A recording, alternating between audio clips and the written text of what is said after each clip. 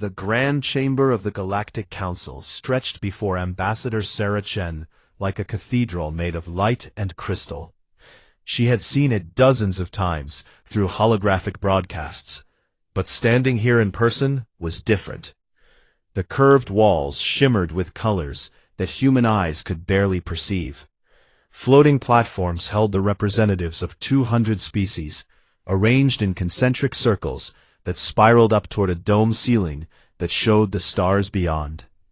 Sarah walked toward the central platform, designated for Earth's delegation, her boots clicking against the translucent floor. Behind her came Dr. James Morrison, Earth's chief scientist, and General Patricia Okonkwo, military liaison. They wore their formal uniforms, dark blue with the emblem of Earth, a simple globe surrounded by olive branches. Sarah had chosen the design herself, 5 years ago, when humanity first joined the Council. She thought it showed their commitment to peace. The 3 humans took their positions. Around them, the Council members settled into their places. Sarah recognized most of them now. The Zynthar representatives sat in their raised enclosure, their silver exoskeletons gleaming. They looked like enormous metallic mantises, each one 3 meters tall. The Velkassan delegates floated in their containment fields, their gaseous bodies swirling in shades of purple and green.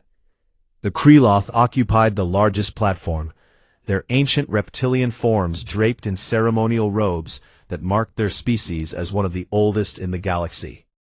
Chancellor Vorthal of the Zynthar Imperium called the session to order. His voice came through the translation matrix as a sharp, clipped tone. We convene to discuss Earth's annual review and their continued participation in this council. Sarah smiled politely.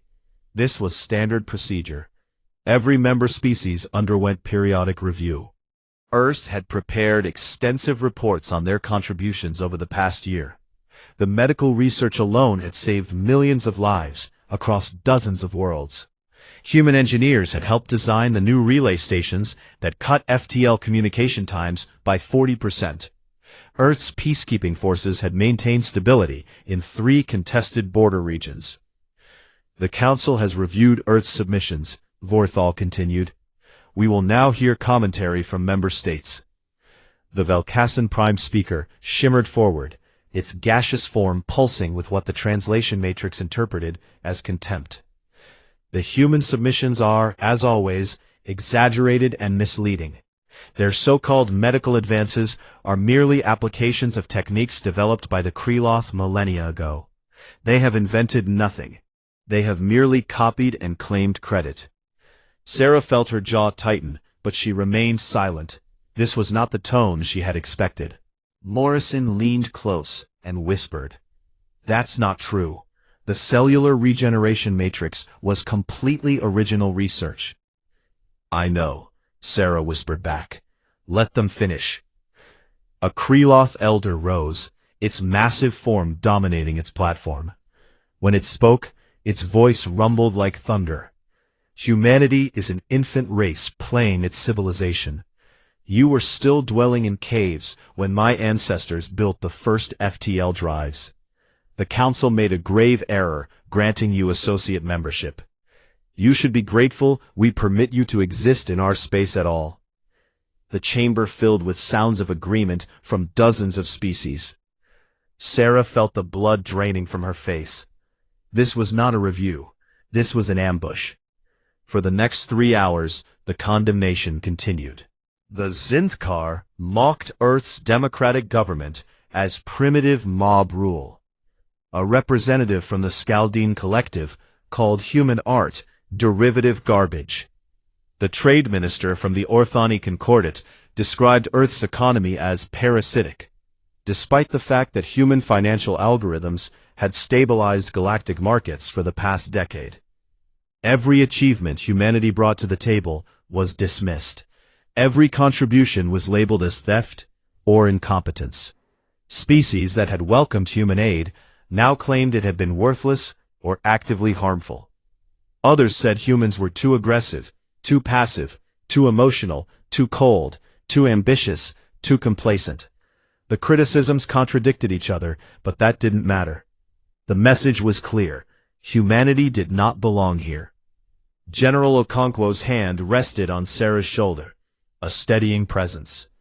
The general had fought in 3 wars before humanity reached the stars. She had seen hatred before, but Sarah could see the fury in her eyes. Dr. Morrison was taking notes with shaking hands. He had dedicated his entire career to galactic cooperation.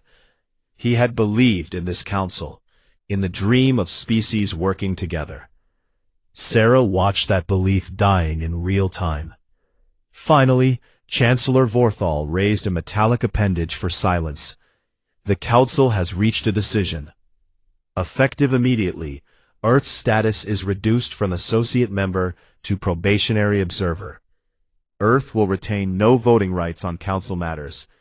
Earth will pay an annual tribute of resources to be determined by this body. Earth will submit all scientific research for council approval before publication. Earth's military forces will be reduced by 60% and placed under council oversight. The chamber erupted in approval. Clicking, whistling, humming sounds of satisfaction from hundreds of species who had just put the upstart humans in their place. Her legs felt numb, but her mind was crystalline clear.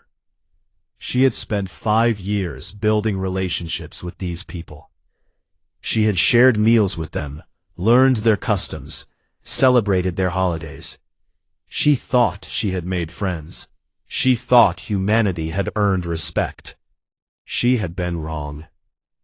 Ambassador Chen, Vorthal said, his tone almost bored. Does Earth accept these terms? Sarah looked around the chamber one last time. She met the eyes or eye equivalents of dozens of species. A few looked uncomfortable. Most looked satisfied. Some looked gleeful. She opened her datapad and began typing rapidly. Dr. Morrison and General Okonkwo watched her, confused. After a moment, she looked up. Chancellor Vorthal, honored members of the Galactic Council, she said, her voice steady and clear. I have recorded your words and your decision. I have transmitted the complete proceedings to Earth. We will respond to your terms within 24 hours. Vorthal made a sound that the translator rendered as laughter. There is nothing to discuss, Ambassador. These are not negotiations. You will accept or face sanctions.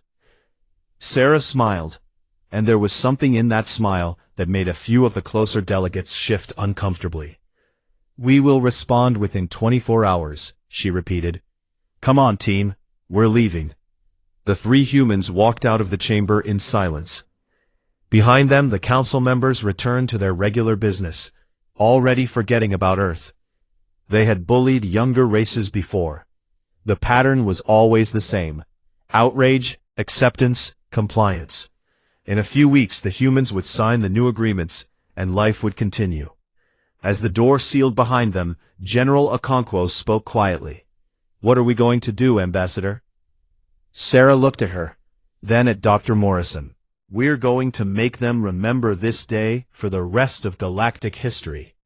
We're going to teach them what happens when you mistake patience for weakness.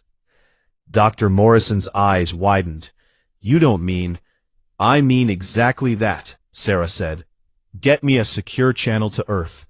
We're going to cancel everything. The message went out exactly 23 hours and 59 minutes after the Council had delivered their ultimatum. It was broadcast on every official channel, every public network, every communication frequency that connected the vast web of galactic civilization. Admiral Marcus Webb delivered it from the command center on Luna. He was a tall man with gray hair and the weathered face of someone who had spent decades making hard decisions. He wore his dress uniform and stood before the flag of the United Earth Alliance. His voice was calm, almost gentle, as he spoke words that would shatter the galaxy. To the members of the Galactic Council and all associated species, he began. 24 hours ago, you chose to insult humanity. You dismissed our contributions, mocked our efforts, and demanded our submission. You treated us not as partners, but as servants. You forgot that respect is a choice, and we no longer choose to give it to those who refuse to return it." He paused, letting the translation matrices carry his words across light years. "Therefore, effective immediately, the United Earth Alliance hereby cancels all treaties, agreements, contracts, and accords with every member of the Galactic Council and their client species. We revoke all technology licenses. We withdraw all shared research. We recall all human personnel from galactic space. We rescind all granted permissions for access to human systems, stations, and worlds." Admiral Webb's expression never changed. "You have 72 hours to evacuate all non-human entities from Earth, Mars, Europa, Titan, and all other human settlements. After that deadline, anyone remaining will be detained and deported. This is not negotiable. This is not a threat. This is a statement of fact." For several seconds, the galaxy held its breath. Then the laughter started. On Zynthar Prime, Chancellor Vorthal watched the broadcast with his military advisors. "The humans are having a tantrum," he said, his tone amused. "They will come crawling back within a week when they realize their economy depends on galactic trade." On the Velkassan homeworld, the Prime Speaker swirled in agreement with its council. "Let them isolate themselves. They need us far more than we need them. They have contributed nothing we cannot replace." The Kreloth elders barely discussed it.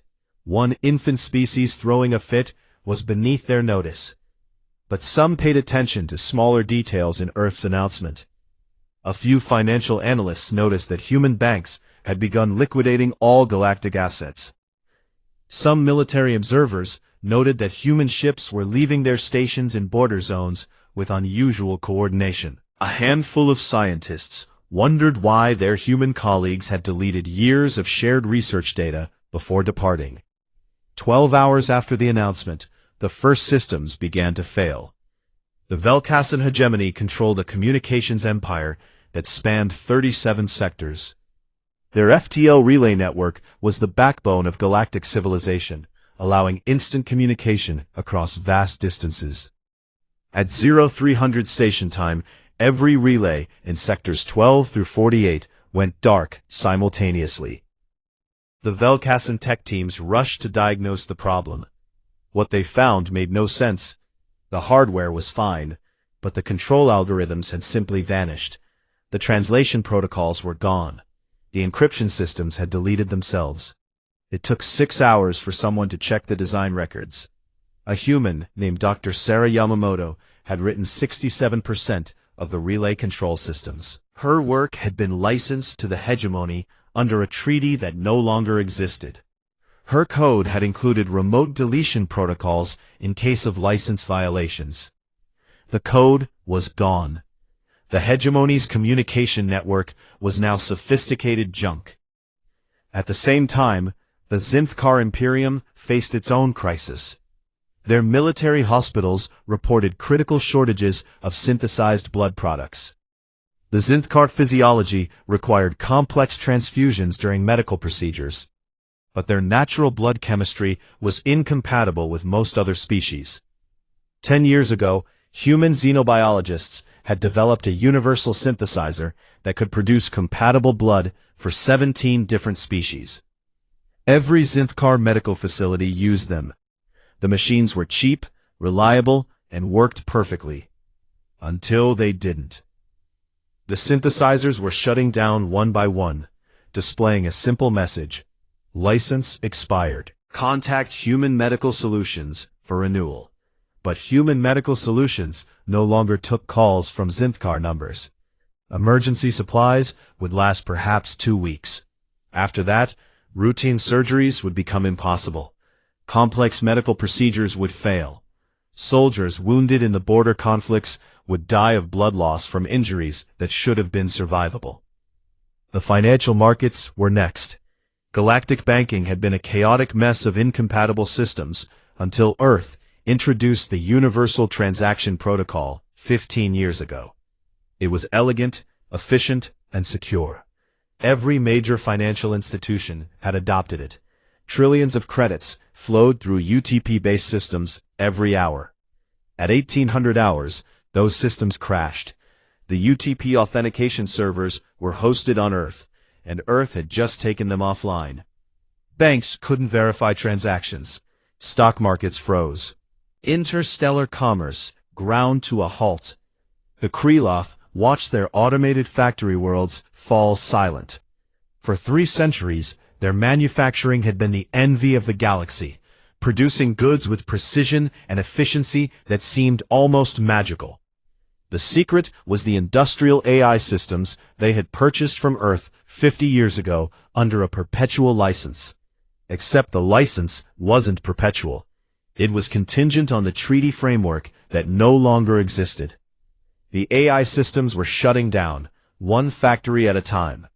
The Kreloth had built their entire industrial economy around human technology, never bothering to understand how it worked. They had thought themselves too advanced to learn from a young species. Now their workers stared at dead machinery they couldn't comprehend, let alone repair. On the Council station orbiting Nexus Prime, emergency meetings convened. The mood had shifted from amusement to concern. These were not minor inconveniences. These were civilization-threatening failures. They cannot be serious, Vorthal insisted. This hurts them as much as us. Earth's economy depends on galactic trade. But the financial reports coming in told a different story. Earth had been quietly diversifying its economy for years. They had built robust internal markets. They had stockpiled resources. They had prepared for this. The Council had not. A junior analyst from the Talvine Confederacy raised a tentative appendage. Chancellor, I have been reviewing Earth's contributions to galactic infrastructure. The numbers are concerning. Explain, Vorthal demanded. The analyst brought up a holographic display. Humans designed 43% of our life support systems. They maintained 67% of our FTL communication relays. They developed the medical synthesizers used by 19 species.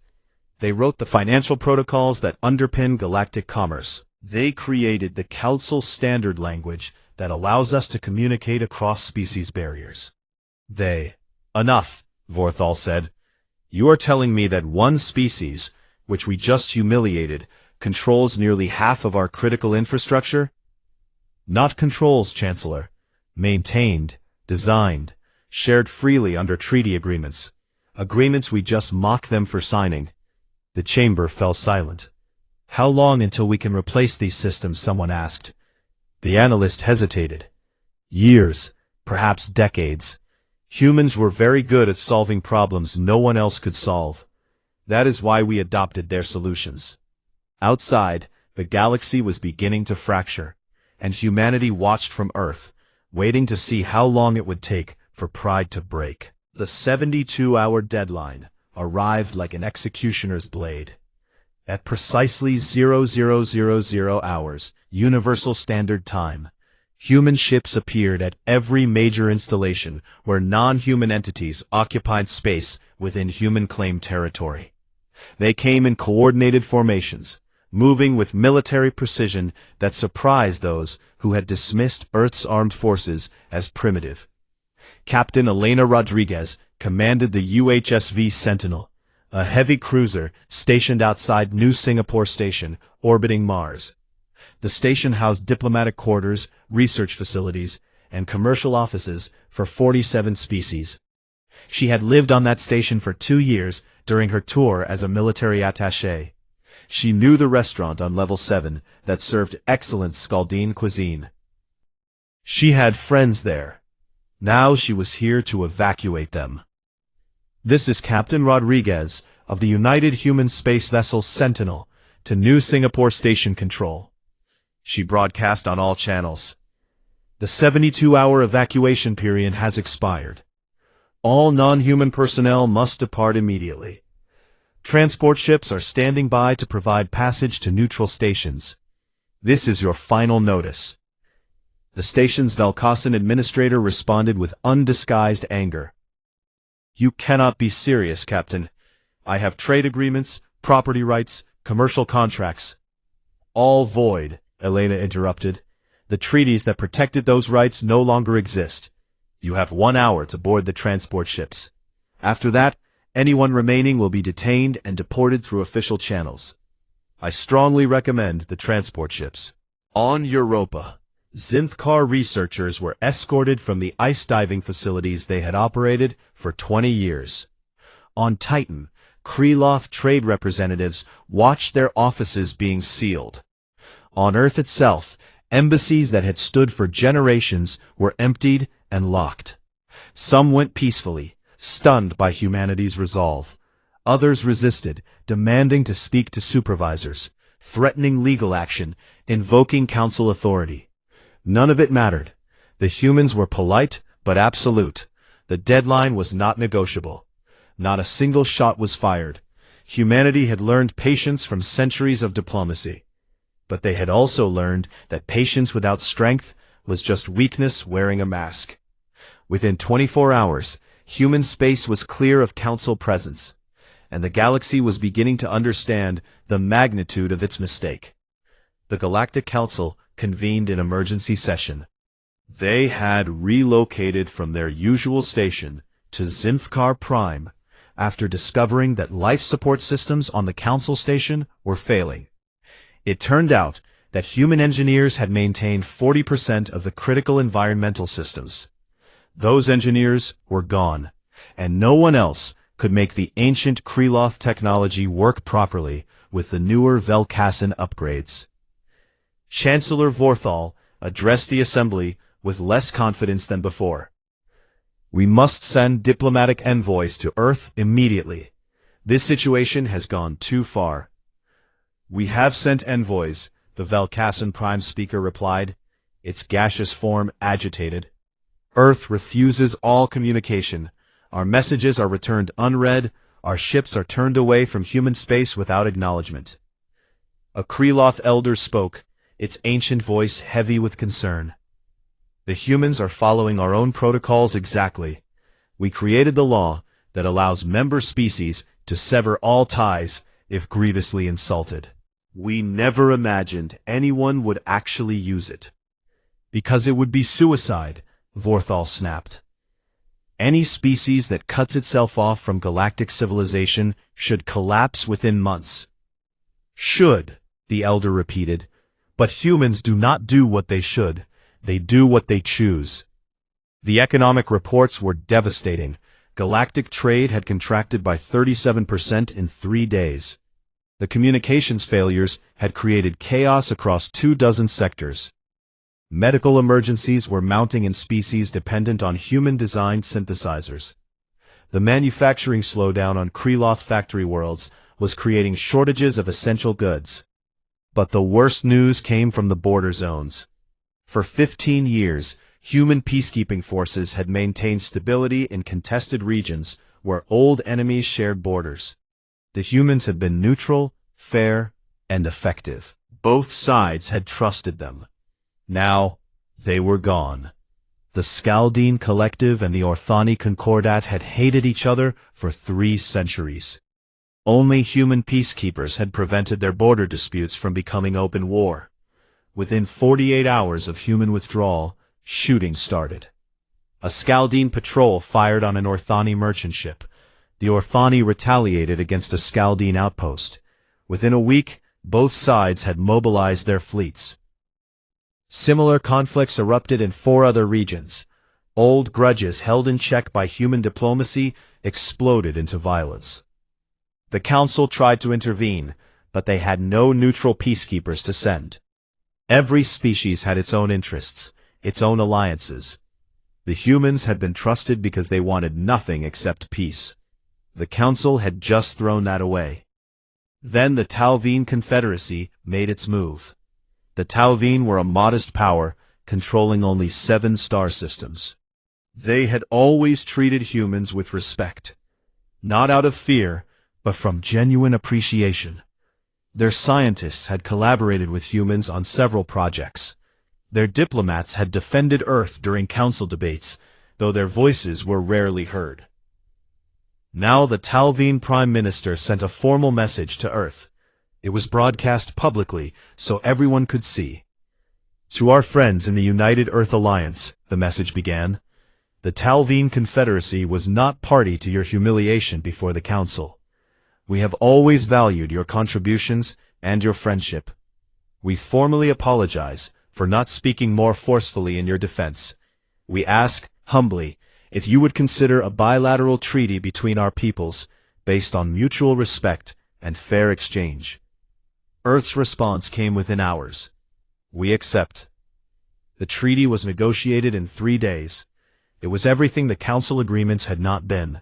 Fair terms, equal status, shared benefits. The Talveen gained restored access to human technology, human markets, human expertise. Earth gained a trusted partner and a foothold back into galactic affairs on their own terms. Within a week, 6 more species approached Earth quietly. All were smaller powers who had chafed under the Council's dominance. All were willing to offer Earth the respect the Council had denied. Each one received a bilateral treaty. Each one received access to the human technology that was rapidly becoming essential to modern civilization. The Council watched in growing alarm as their unity fractured. Vorthal tried to organize a coalition to present a united front against Earth's divide-and-conquer strategy. But it was hard to maintain unity when half your communications network was down and your economy was bleeding credits by the hour. The Zynthar Imperium took a different approach. They gathered a fleet, 300 warships, assembled at the border of human space. It was an impressive display of military might. Dreadnoughts and carriers that had kept the peace, or enforced Zynthar interests, for generations. The fleet's commander, Admiral Kreshtal, sent a message to Earth. You will negotiate with the Council, or face the consequences of your isolation. This fleet will enter human space in 72 hours. We will not attack, but we will not be denied. You will learn that the Council's patience has limits. It was meant to be intimidation, not invasion. A show of force to remind humanity of their place in the galactic order. The fleet began its jump toward Earth. It never arrived. Humanity's defense network had been built quietly over decades. While the Council dismissed them as harmless, humans had been preparing. They had studied every battle in galactic history. They had analyzed every weapon system, every tactical doctrine. They had learned, and they had built accordingly. The Zynthar fleet dropped out of FTL at the edge of human space, expecting to find frightened defensive positions. Instead, they found themselves surrounded by weapons platforms that shouldn't exist, shielded by technology the Council didn't know humans possessed, targeted by sensor systems that cut through every stealth technology in the Zynthar arsenal. Not a single human ship was visible. They didn't need to be. Admiral Kreshtal received a simple message. You have 10 seconds to power down weapons and engines. After that, we fire. Kreshtal was a veteran of 40 campaigns. He recognized a superior tactical position when he saw one. Pride warred with survival instinct. Survival 1. All ships stand down, he ordered. The human weapons didn't fire. Instead, human boarding parties appeared, teleported somehow, on every Zynthar ship. They were polite, professional, and absolutely thorough. They stripped every weapon system, every military-grade sensor array, every offensive capability. They left the life support, the engines, the basic navigation. Then they sent the fleet home. Admiral Kreshtal returned to Zynthar Prime in a ship that was now essentially a very expensive passenger transport. He delivered his report in person to Chancellor Vorthal. They could have destroyed us, he said quietly. Easily. They chose mercy. But they left no doubt that if we try again, they will not be so gentle. The message spread through the Council like wildfire. Humanity was not weak. They had never been weak. They had simply chosen not to demonstrate their strength because they preferred cooperation to domination. That choice was no longer on the table. The galaxy was learning what it meant when humanity said no. And the lesson was far from over. 6 months had passed. since Ambassador Sarah Chen walked out of the council chamber. 6 months since Earth cancelled every treaty, and the galaxy discovered what humanity had really contributed to civilization. Now Sarah was returning, but not as a supplicant. The UHSV Indomitable emerged from FTL space above Zynthar Prime, with a presence that could not be ignored. The Dreadnought-class vessel was 5 kilometers long, its hull composed of materials that seemed to absorb sensor scans. It bristled with weapons platforms, but more importantly, it moved with a grace that shouldn't be possible for something so massive. Every ship that saw it understood immediately. This was not just military might. This was a declaration that humanity had been holding back. Sarah stood on the bridge, watching the planet below. Beside her were Admiral Webb and Dr. Morrison, along with 47 diplomatic attachés representing 47 species. All of them had signed new treaties with Earth in the past 6 months. All of them wore it proudly. "They're hailing us," the communications officer reported. "Chancellor Vorthal requests permission for you to attend a council session." Sarah smiled slightly. "Requests, not demands. Tell the Chancellor I will attend, along with my full delegation." The council chamber looked smaller than she remembered, or perhaps she had just grown beyond it. The representatives of the remaining council species sat in their positions, but there were notable gaps. 12 species had withdrawn from the council to sign direct treaties with Earth. Others were negotiating quietly. The united front the council had once presented to the galaxy was fractured, perhaps beyond repair. Sarah walked to the central platform, but this time she was not alone. The 47 delegates fanned out behind her in a deliberate formation. She had chosen them carefully. Some were from powerful species, others from modest civilizations. But all shared one thing: they had treated humanity with respect when it mattered. Chancellor Vorthal stood to address her. His metallic form seemed less imposing now, or perhaps Sarah just saw him more clearly. "Ambassador Chen, the Council is pleased that you have returned. We have had time to reconsider some of our previous positions. We believe there is room for negotiation regarding Earth's status and—" "No," Sarah said simply. The chamber fell silent. "I am not here to negotiate Earth's return to the Council," Sarah continued. "That system is dead. You killed it when you chose humiliation over cooperation. I am here to explain what comes next." Vorthal's mandibles clicked in agitation. "You cannot dictate terms to this council. We represent 200 civilizations." "You represent 137, Sarah corrected. "Would you like to know why?" She activated a holographic display that filled the center of the chamber. It showed the galactic economy over the past 6 months, color-coded to show trade flows, resource distribution, and economic health. "The old system was built on hierarchies," Sarah explained. "Powerful species at the top, everyone else fighting for scraps. You used block negotiations to keep smaller civilizations dependent.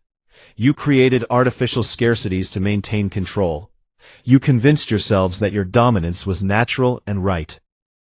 She highlighted the 47 species that had signed with Earth. These civilizations discovered something interesting. When you trade based on mutual benefit instead of power dynamics, everyone does better. When you share technology instead of hoarding it, innovation accelerates. When you treat partners as equals, they become genuine allies instead of resentful subordinates. The Velcassin Prime speaker swirled forward. "You are describing chaos. Without central coordination, without recognized authority, the galaxy will descend into conflict."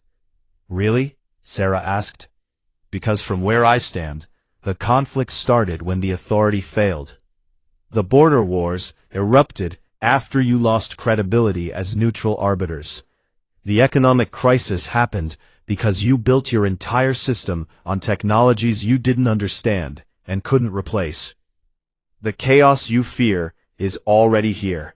You just refuse to acknowledge it." A Kreloth elder spoke, its voice measured and thoughtful. "What are you proposing, Ambassador Chen?" This was the moment.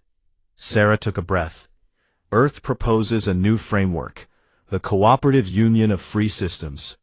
Every member species has equal standing. One species, one vote, regardless of size or power. Decisions require genuine consensus, not just a majority forcing their will on others. Contributions are recognized and valued, but never exploited. And most importantly, respect is not optional. It is mandatory. "Impossible," Vorthal said flatly. "The logistics alone are already solved," Sarah interrupted. "We have 47 founding members. We have established trade networks, communication protocols, and mutual defense agreements. We have proven the model works. The only question is whether you join us or remain isolated." The chamber erupted in argument. Some species saw the writing on the wall and were ready to negotiate. Others clung to their old power, refusing to accept a system where they had no special status. The shouting continued for nearly an hour, before Vorthal restored order. "And if we refuse?" he asked finally. Sarah gestured to her delegates. "Then you continue as you are. The Cooperative Union will continue growing. More species will join us every month because we offer something the Council never did, genuine partnership. Eventually, the Council will be irrelevant. Not destroyed, just bypassed. History will forget you existed." It was a harsh truth, delivered without malice. That made it more effective. "We would need guarantees," a smaller species representative said tentatively. "How do we know Earth will not simply become the new dominant power?" "Valid concern," Sarah acknowledged. "Which is why Earth proposes a rotating leadership council with representatives from multiple species. No permanent seats, no special privileges. We learned from your mistakes." Dr. Morrison stepped forward with detailed proposals: economic integration plans, technology sharing agreements, dispute resolution frameworks. Everything had been thought through, tested with the existing 47 members. It was a working system. The debate stretched over 3 days. Behind closed doors, individual species sent private delegations to Earth's representatives. Some were genuinely interested in the new system. Others just wanted access to the technologies and markets they had lost.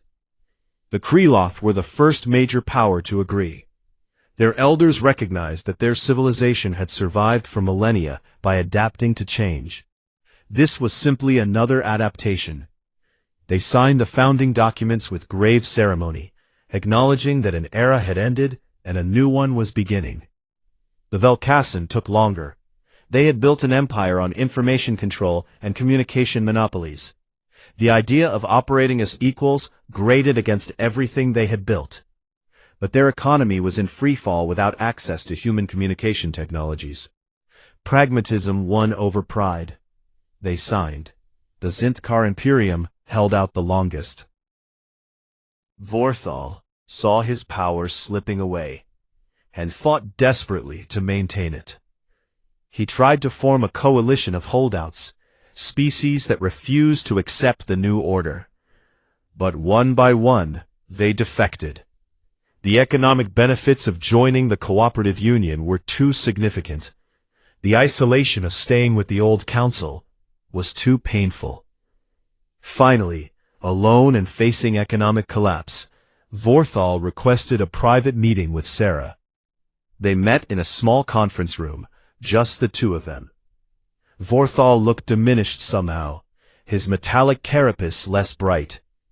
"You have won," he said simply. "I do not understand how, but you have won." "This was never about winning," Sarah replied. "This was about dignity. You took ours, so we took away your ability to do it again. Will you accept the Zynthar Imperium into your union?" Sarah studied him carefully. "On the same terms as everyone else. No special status. No exceptions." "Can you accept that?" Vorthal was silent for a long moment. Then he said something surprising. "I grew up believing that power determined worth. that strength was the only currency that mattered. I built my entire career on that assumption. You have shown me I was wrong. It is a difficult lesson for an old being to learn. But you are learning it, Sarah observed. I have little choice, but perhaps that is not a bad thing. The Zynthar Imperium signed the founding documents the next day. With them came the last significant holdouts. Within 2 weeks, 112 species had joined the Cooperative Union of Free Systems. The Galactic Council formally dissolved, its remaining functions absorbed into the new framework. Sarah stood in what had been the council chamber one last time. Workers were already dismantling the old hierarchical seating arrangements, preparing to install a circular configuration where every species would sit at the same level. Admiral Webb joined her. History will remember this as the day Earth conquered the galaxy. Sarah shook her head. No. History will remember this as the day the galaxy learned that cooperation beats domination. We just had to teach the lesson the hard way. Do you think it will last? I think it has a chance, a real chance, which is more than the old system ever had. They left the chamber together, walking toward a future that was uncertain but filled with possibility. Behind them, the old order crumbled. Ahead of them, something new was being born. And humanity, once despised and dismissed, had shown the galaxy what it meant to demand respect and refuse anything less. The inaugural session of the Cooperative Union of Free Systems convened 1 year after the humiliation. That was what historians were calling it now, the day the Galactic Council had destroyed itself through arrogance. Sarah Chen found it grimly appropriate. Those who forget history are doomed to repeat it, and the galaxy had needed a harsh reminder of what happens when power becomes divorced from wisdom. The new Union Chamber orbited neutral space between 3 major sectors. It was smaller than the old council station, built with function over grandeur in mind. But it had one feature the old chamber lacked, a circular arrangement where every species sat at exactly the same height, the same distance from the center. There were no superior positions, no hierarchy of platforms, just equals, sitting together. Sarah represented Earth today, though that would rotate. Next month, a representative from the Talveen Confederacy would hold the position. After that, a delegate from a small species called the Mirani, who controlled just 2 star systems, but had brilliant environmental scientists. The rotation was random, deliberate, designed to prevent power from concentrating. She looked around the chamber, at faces and forms that had become familiar over the past year. The Kreloth Elder, who had acknowledged their civilization's need to adapt. The Valkassan Scholar, who had pushed their people toward cooperation. Even Vorthal, who now represented the Zynthar Imperium with considerably more humility than before.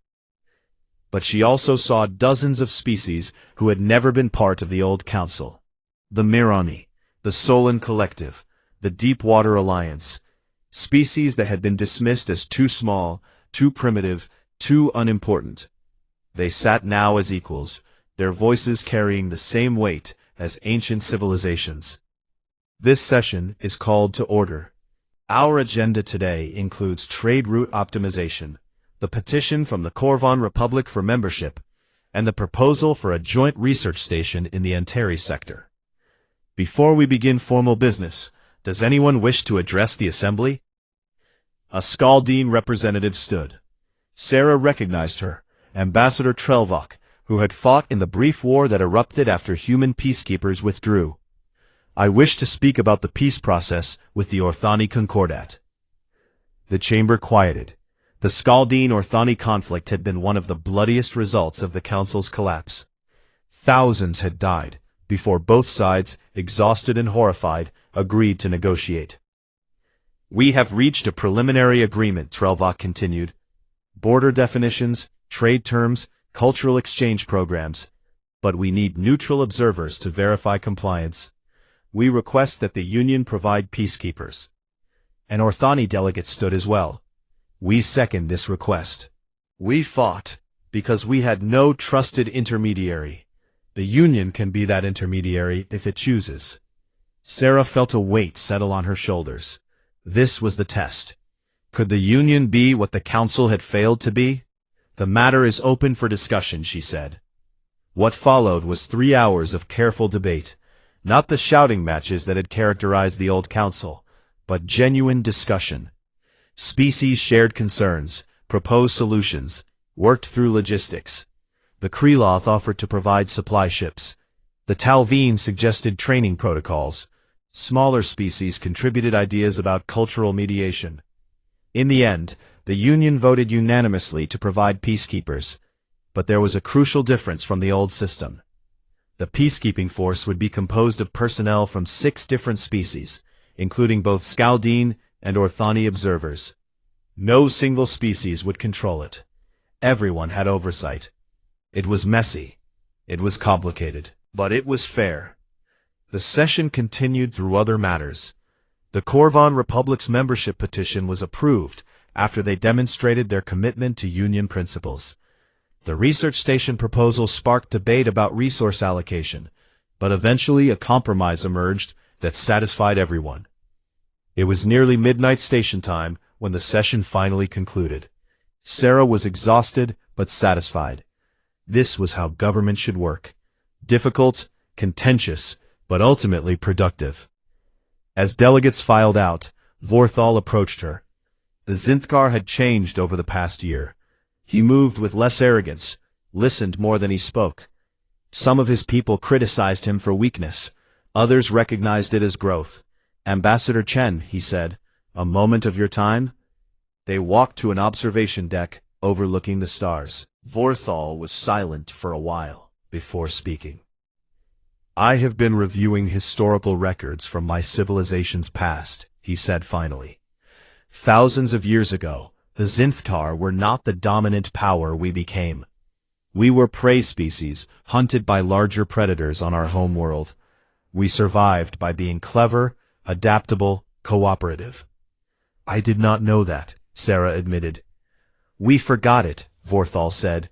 When we reached the stars and found ourselves stronger than most species we encountered, we convinced ourselves that strength was our natural state, that domination was our right. We built an empire on that belief. He turned to face her. You reminded us what we had forgotten. Strength without wisdom is just brutality. Power without respect is tyranny. We became the predators we once fled from. You are changing that now, Sarah observed. Perhaps. It is difficult to unlearn millennia of habit. But I find myself believing in this union in a way I never believed in the Council. The Council existed to maintain power. The Union exists to serve its members. Sarah smiled. That was always the goal. We just had to burn down the old system to build it. They stood in comfortable silence for a moment before Vorthal spoke again. There are still species that reject the Union. Holdouts who cling to the old ways.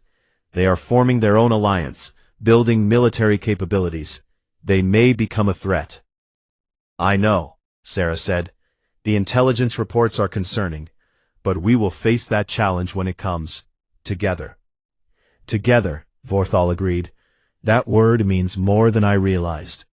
He departed, leaving Sarah alone with the stars. She thought about how far humanity had come. From a small planet, barely noticed by galactic civilization, to the catalyst that restructured that entire civilization. It had not been the path she expected when she first arrived at the Council chamber a year ago. But perhaps it was the path that was needed. Her communicator chimed. Admiral Webb's face appeared. Ambassador, we are receiving distress signals from the Outer Rim. A species called the Varkesh is under attack by raiders. They are not Union members, but they are asking for help. Sarah considered. This was another test. Did the Union only protect its own, or did it stand for principles that extended beyond membership?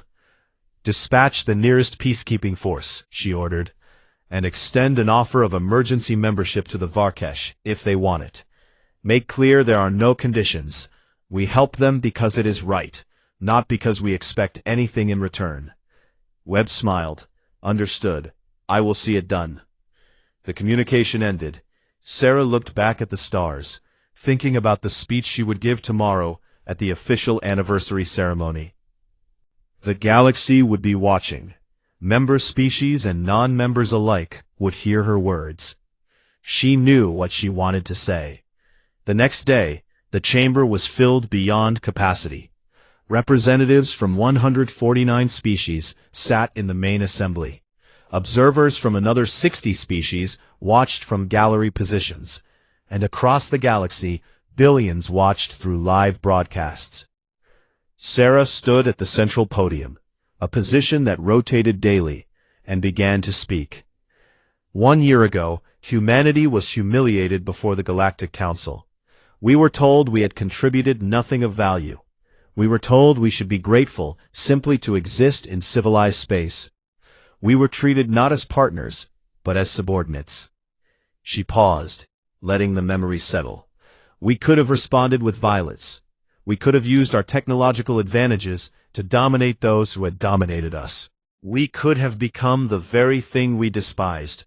Instead, we chose a different path. We withdrew our cooperation, yes. We demonstrated our strength, certainly, but we did so to make a point, not to establish supremacy. The point was simple. Respect is not negotiable. Sarah gestured to the assembled delegates. This union exists because enough species agreed with that principle. Because you recognize that cooperation based on mutual respect serves everyone better than domination based on power. Because you were willing to try something new instead of clinging to something broken. But our work is not finished. There are still species suffering under oppression. There are still conflicts driven by old hatreds. There are still those who believe that might makes right. But we can show them a better way. She looked directly at the cameras broadcasting to the galaxy. To those watching who are not part of this union, you are welcome here if you share our values. We do not require you to be powerful. We do not require you to be advanced. We require only that you treat others with dignity and expect dignity in return. That is the price of membership, and it is the only price. To those who rejected the union because you prefer the old ways, we do not hate you. We simply will not submit to you. You can join us as equals or remain separate, but you cannot dominate us. That era is over. And to those who are suffering, who are oppressed, who are told you are worthless, you are not. You matter. Your voices matter. Your contributions matter. Do not let anyone convince you otherwise. If you need help, ask. If you seek justice, speak. This union exists to ensure that never again will any species be humiliated simply for being themselves. Sarah paused, gathering her thoughts for the closing. The old council despised Earth. They called us primitive, derivative, worthless. They thought they could break us with contempt. Instead, they broke themselves. Not because we destroyed them, but because we refused to accept their judgment of our worth. That is the lesson of this past year. Not that humanity is strong, though we are. Not that we are clever, though we can be. The lesson is that respect, true respect, cannot be commanded or bought. It must be given freely, or it is meaningless. The galaxy will never forget the day humanity canceled every treaty. More importantly, I hope the galaxy never forgets why we had to. Because the moment you accept being treated as lesser, and the moment you demand to be treated as equal, you begin the journey toward actual equality. She looked around the chamber one final time. This union is that journey. We walk it together, as equals, toward a future that none of us can build alone. That is what makes it worth walking. The chamber erupted in a sound that transcended species. Clicking, humming, whistling, applause. Every form of approval, overlapping into a symphony of agreement. Sarah stepped down from the podium as the next speaker took her place.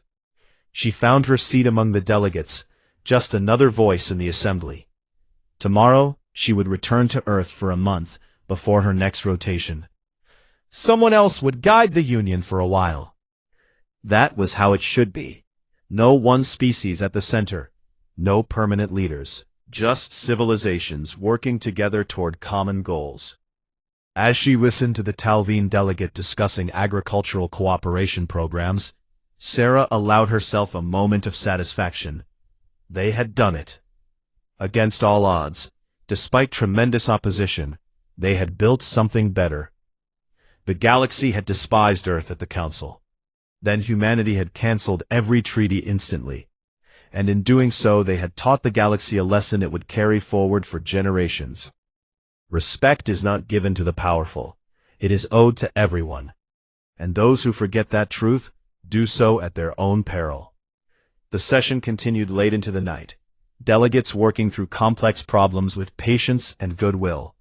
Outside the chamber, the galaxy watched and learned, some with hope, some with fear, but all with understanding that the old ways were gone forever. Humanity had said no to injustice, and the galaxy would never be the same.